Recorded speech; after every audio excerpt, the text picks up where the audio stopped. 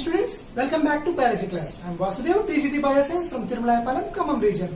In the previous class, we have learnt an interesting type of animal behavior. How ducks recognize their mother children? Yes, I am able to get you. That is imprinting. But in today's class, we are going to learn yet another interesting behavior of animals. That is conditioning.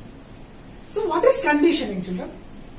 Conditioning is a type of learned behavior. My dear students, conditioning is type of a learned behavior.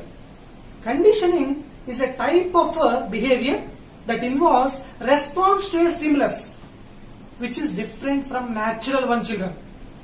So you will get it. Very soon after a few examples. For example, you imagine yourself when the bell rings in the morning session, you immediately go to the assembly.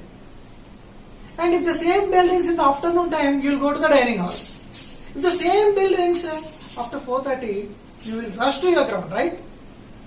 Here, the stimulus is same. The change is same. What is that? School bell is ringing is same. But your response in different situations is different, right? Your response is different.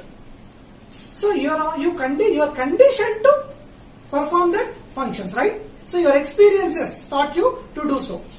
So that is conditioning, children. I think you have understood what is conditioning. It is a learned behavior. My dear students, Ivan Pavlov, a Russian scientist, he investigated this conditioning behavior. He discovered that dogs produced extra saliva when food was offered to them. So this is a natural response, children, because whenever the food is given, the dogs produce extra saliva because it is a natural response. This saliva produced is helpful to digest the food, and which makes the food digest easily and swallow easily, right? What Ivan Pavlov observed is, he also observed the dog started to produce extra saliva even the person who came to feed it. The dog, if it sees the person who came to feed it also, the dog started to produce saliva. That person did not bring any food, but it started to produce saliva. And he also started to ring a bell. When starting the feeding time, he started to ring a bell. This time also the dog started to produce saliva.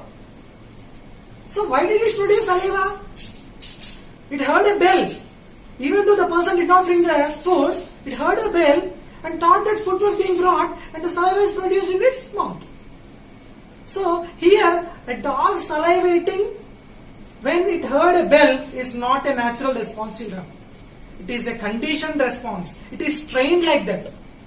Yes or no? It is trained. It is a learned behavior. This type of behavior is called as conditioning or conditioned response, children.